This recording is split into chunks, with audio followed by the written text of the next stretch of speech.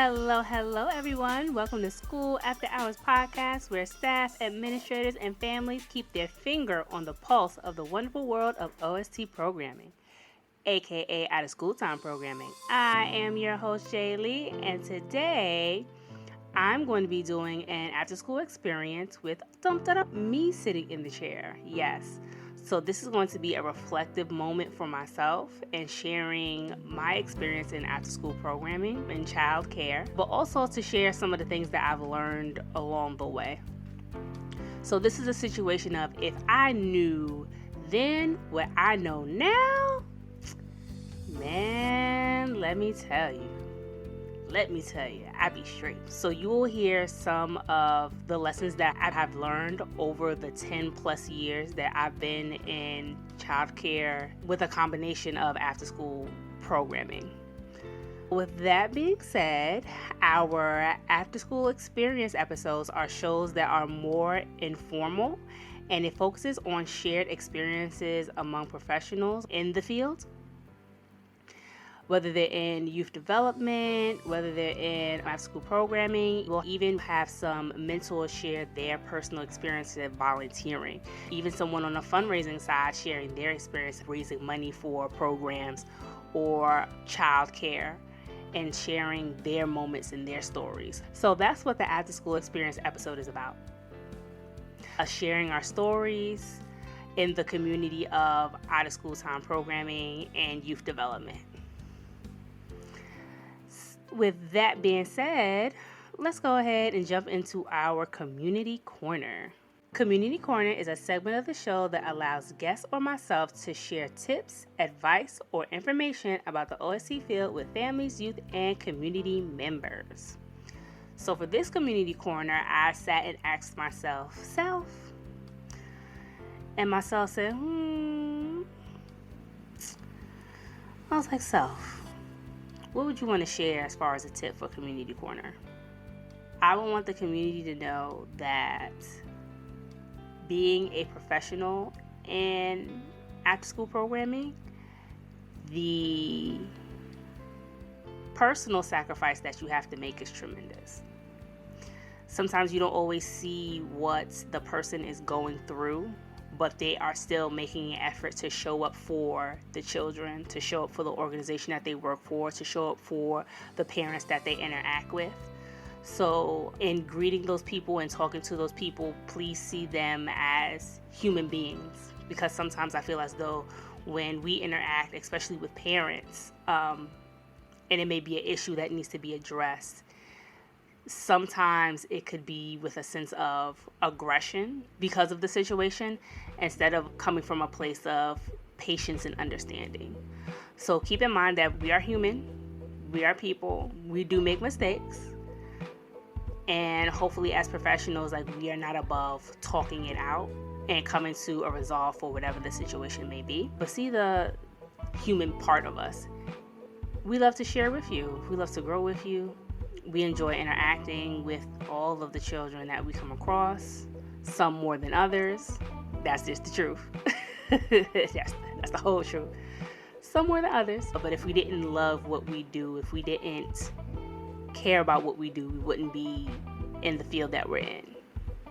So just something to think about, something to nibble on, some mental food for thought for you.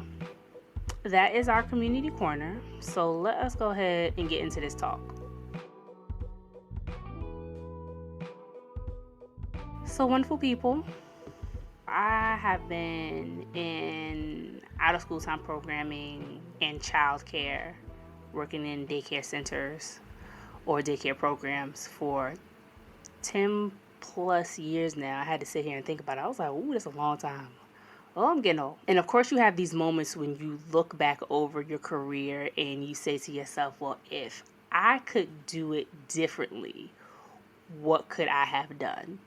Knowing what I know now. And so I wanted to approach this from a reflective standpoint of growth and sharing what I've learned, as I would share with one of my younger coworkers seeking a long-term career in this, or if I was to sit down and talk with my younger self, what are some things that I would say to myself?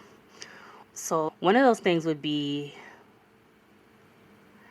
While I was going through school, and this is giving you some background for my story. So I went to a community college for teaching and got my specialization in teaching with an associate's degree. And then I transferred over to a 4-year college to try to finish up and get my teaching license. But as it would happen, wasn't meant to be, just wasn't in the cards. So I end up switching over to a different major that allowed me to go into after school program in space and pursue a career close to education. So what I would say to my younger self is, before or as I was pursuing my associate's degree, I would have made sure I graduated with a certification or would have gotten my license in early childhood education, or at least a certification in social work, or double my minor and got my degree in social work. Because what I've learned is you will have to learn how to deal with children with different challenges, whether it's behavioral or learning disabilities. And it's important that you learn how to interact, engage, know how to approach, but also know how to interact with parents with a different level of understanding and all those things in between. And if I would have gotten a certification in one of those areas or would have done a double major with my associate's degree, it would have increased my earning power instead of having to settle for minimum wage, because I took education classes, of course, in my associate's degree. But because I was lacking the early childhood education license, I still had to settle for close to minimum wage, and I couldn't get higher than or something close to higher than that going to interview at certain organizations because I didn't have a license. So I would have done that differently, or even a certification in something different, like a certification in administration, like being secretary. Because once you get into it, it is all administrative work: how to send emails, setting up calendar deadlines, knowing how to use the technology, the latest version of technology or software that's coming out for Microsoft Word or Mac, making sure I was very diverse in those areas because it would have helped me along the way in my profession. And like I said, it would have increased my earning power when I graduated with my associate's degree, and not just with my associate's, but also with my bachelor's degree as well. So taking the time to dig a little bit deeper and really find the resources that are going to benefit me when I graduate. That's one of the things I would have done differently. Another thing that I would have done differently is found a mentor that was in the profession that I wanted and really nurtured that relationship. So as you journey in this space and you find that there may be something that you want to try differently, build those relationships, have those conversations with people that you feel that you can look up to, but also build a rapport with and have a professional relationship, and hopefully it grows into a personal relationship with them where y'all can sit down at the table and have lunch and hee hee ha ha and share life experience together, but also get very good advice from and lay it out on the table and create your plan, your career plan, whatever it may be. Maybe you want to be a program director. Maybe you want to see what fundraising is like and go into financial development. Maybe you want to go as high as being a center director and be on the grounds, but be at that level where you're exactly training staff as they come in. Find someone that are doing the things that you feel like you would like to do and build bonds with that individual. To get some tips, to get some, if there's something else that you could do to help move yourself forward. And also put it out there that, hey, I'm interested in doing this thing. Is there anything that I might need to look into to, be at this level that I want to be at in my profession? Also, join a professional organization. Now, there is a few out here for after school programming that I had to do a little bit digging myself when I got out here, but now they're a little bit more visible and noticeable for after school programming states. One of them is the National After School Association, NAA, which is great, which I'm a member of. You could start off as an ambassador, which is a free membership, but there's levels. Of course, there's always levels. If you want to get more access into resources and build connections and things like that, you may want to think about doing an executive membership, which is usually, I believe, $100. So it gives you a little bit more access to professional development resources. It also can put you in a place of going to the conference that they have every year. I don't know if they do it at a discounted rate, but once upon a time, when you did an executive membership, it gave you the ability to register for conference, and then you just had to pay that executives will pay for the conference. Wonderful conferences, they're great. You learn a lot, you meet a lot of people, come back with a whole lot of information to share and also to implement within your program setting. So I would suggest it to anybody. Go ahead and join and find something that's in your area. And there are some local organizations as well, professional organizations for after school time programming. So find out what your local chapters may be and see if you can join or how you can be involved. And that's also how you build your network as well. Build your network. Build relationships and invest in people, not just because of what they can do, but invest in the prospect of learning about the under individual as well. Don't make it gimme situation. Come to the table wanting to give as well as learn something. So it could be a mutual relationship. You're giving as well as learning from that particular individual or those groups of people. So that is the second thing that I would have done. Find a mentor that I believe could teach me and sow into me for my next step. And thankfully, like as time went on, I was able to find those people, and they were able to challenge me as a professional, but also as an individual, to produce the work that I've had over the years. And it was me being confident in my abilities and owning them. So thank you to those individuals. Thank you, Jamia. Thank you, Shelly. For pushing me to be the best, not just the employee, but the best person, the best worker that I could be. And I'm thankful for all the lessons that you taught me and gave me over the years that we've worked together. So thank y'all so much. Another thing that I would have done that I'm still learning to do now is set boundaries for my time. So as you get into this profession, you know that it is work. It is always work to be done. And it is a tax on your mental, emotional, and physical health. And as long as you're always willing to do the work, you will continue to go. It's important to set time aside for yourself so that you can recharge, so that you can replenish, so that you can pour back into yourself. Because as has been told to me many times, you can't pour into someone else if your cup is empty. So you have to learn to put boundaries on your time and take care of yourself, but also keep the important things. So the job will always be there, but family may not always be there. Friends may not always be there. Relationships may not always be there. So pouring into those people while you have time, because you never know, y'all. Tomorrow is not promised to anybody.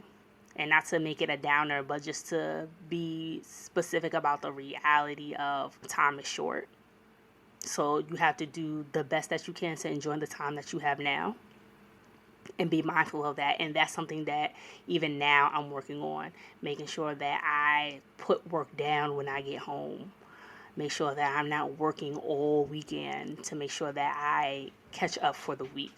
So being more proactive instead of reactive about the time that I have. And know that it is a process. If it was that simple, everybody be doing it. Everyone would do it.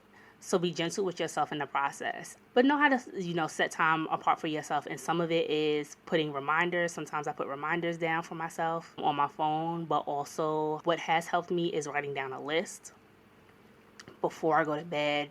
Write down things that I need to take care of for the next day, or if I didn't get a chance to do it the night before, when I get up at so and so o'clock in the morning, because it is early. Oh, a little early, y'all. When I get up in the morning and do my morning routine, I'm having setting aside a couple of minutes to write down the things that I may need to get done for the day, so I know what I need to focus on, but also map out how much time that I have to get it done. So I know that if I need to put a little bit of extra time in at the end of the day, I know what I need to take care of by that time. But also being mindful, like, if it doesn't get done, it doesn't get done. Like, we got to be okay with it. You got to know how to when to put it down and move on to the next thing, or move on, period, and just come back with a fresher mind. And that goes back to setting boundaries on your time. When you sit down and talk to your supervisors, and millions of tasks will be given to you, knowing how to leverage some of the tasks that you have. And I learned that from a training that I went to. Say, when you sit down and talk to your supervisors, or you do your check-ins, and there are a list of things that you have to take care of, and another task is being put on your plate, it's a good chance to have that honest conversation with your supervisor and say, hey, I have, this to take care of by this specific time or these specific days. Is it okay if I take on this new task? Can I pass this over to someone else? Or would I be able to share or give this task to you, or can you help me with one of these tasks to make sure that I'm able to meet my deadline? In this situation, like, you're realistic about the timeline, you're realistic about the things that you are doing, but also you're letting your supervisor know that you as well may need assistance in getting some things done. We don't have to take it all on by ourselves. That's not saying that you can't handle your workload, but in reality, because you could potentially do your job so well, that some things can be loaded onto you that someone else can take care of. So it gives you an opportunity to kind of share what your need may be in those moments to get the job done and be most efficient in getting your task complete. So use that leverage, y'all. Use that leverage. Leverage it out. Another thing that I would have done is I would have made sure that I saved more and set up a retirement account personally for myself, in case I may have left the organization. I still have something that I could hold on to and contribute to as far as my finances go. Being more financially literate is what I'm trying to say. Being more financially literate. It's not often that you will have an organization, especially when you're a part-time worker in after-school programming, that has a retirement fund available to you. So make sure that you're talking to your banks. Make sure that you're talking to different financial institutions to set that up for you, so you could set yourself up for success. So when you get into your later years, it's something that you've contributed to, that you could see has gained interest over time. So you're not waiting till you get to salary to have those opportunities for yourself. You're already set up for success. Something that you contributed to your side. I don't care if you're taking just $20 out your check and putting it aside in a high interest savings account to start you off. Perfectly fine. But you'll see later on down the line, as it begins to have interest and it begins to grow as time goes on, that it's a good investment for you, and then you could turn it into something else that could help you earn more money later financially. And last but not least, something that I talked about before, setting boundaries, but making time to take care of yourself. That's one of the things that I have learned personally, that your personal health is the most important thing. You cannot function, you cannot do well if you do not take care of your health, that you are eating right, that you are exercising. If you need to take a mental break, take a mental break. Because it can be exhausting sometimes working in this field and doing this type of work. Is hard work, but it's heartfelt work at the same time. It's mental work, it's emotional work, it's spiritual work. And it takes a toll on you sometimes. So being honest with yourself and knowing when you need to take a break and just take a day. Sometimes you may not, oh, that's what the weekend for. You might need more than that weekend. Let's be real honest with yourself. Let's be real honest. You might need more than that weekend. So take the time that you need to replenish yourself. Socialize, go hang out with your friends, go check on family, or have family check on you. Make sure that you are setting aside time to be well within yourself before you go back out and try it again. And that may look different for everybody. That might be just taking a personal day to do some self-grooming. That may be a day to kind of catch up with family and friends just to bring your energy back up. That may be a day of just rest, laying in the bed and just sleeping it out, whatever it may be. We all have those days where it's just like, I just want to be lazy. I just want to lay in the bed and hug a pillow. Perfectly fine. Take that time for yourself to replenish you, because the work will always be there, but it's not a guarantee that you will always be there. So take time to take care of you. So, all right, everyone, that is the if I knew what I knew now back then moment and lessons that I had to share. So with that being said, let's go ahead and transition over to our Professionals Lounge. Professionals Lounge is a segment of the show that allows guests or myself to share advice and tips with other professionals in the OST and youth development field, and how they can begin growing their gifts and talents, but also develop themselves as professionals in the field. So for today's Professional Lounge, I want to talk to anyone going into the field of childcare or OST programming. Like I said, get a mentor, but also develop a plan for yourself. Where do you want to see yourself in this field? If you want to continue in this field in the next 5, 7, 10 years. Once you get that idea, start mapping out steps that you need to take. If the organization that you work for offers educational support, meaning that they will pay for you to get certifications or professional development, go ahead and take advantage of those things. Even if they're taking care of half of the bill, perfectly fine. That's less money that you got to shell out of your pocket to make sure that you are equipping yourself with the skills that you need to be the best that you can be in this field of work. Go ahead and make that investment, because you are your biggest investment, your best investment. At the end of the day, know to bet on you. Okay? So once you have that idea of where you want to go and where you want to be in your career, go ahead and start putting your plan together. And have an accountability person to help you execute that plan. So someone that you could go down the list with and say, hey, I want to do so-and-so within this amount of time. And that they'll talk it out with you. They'll be a think partner with you, but also hold you accountable to make sure that you are taking the steps that you need to get there.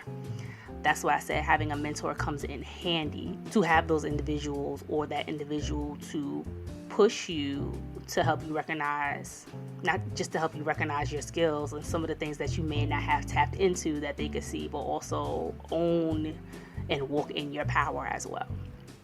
So that is my Professionals Lounge for you all. Go ahead and make a plan for where you want to be in this career. And if you want to switch careers, that's perfectly fine. Make a plan for that too. Find someone that can help you make that transition as well. And invest in you, because you are your biggest and you are your best investment. Y'all, thank you for joining me today. I greatly appreciate you. If you enjoyed this episode and feel you received some good information, give us a review on Apple Podcasts or visit the Podchasers website and leave us a comment. This will help us get some feedback on the show and collect testimonials for our personal website. Share us with your friends, share us with your family, share us with your network. Help us spread the word about how OST programming is impacting our youth and communities. We can be found on Apple Podcasts, Spotify, Google Podcasts, and Podcast Addict. Well, that's all I have for you all today. In the words of Mr. Arthur Ashe, start where you are, use what you have, do what you can. Have a good one, y'all. Talk to you soon. Bye.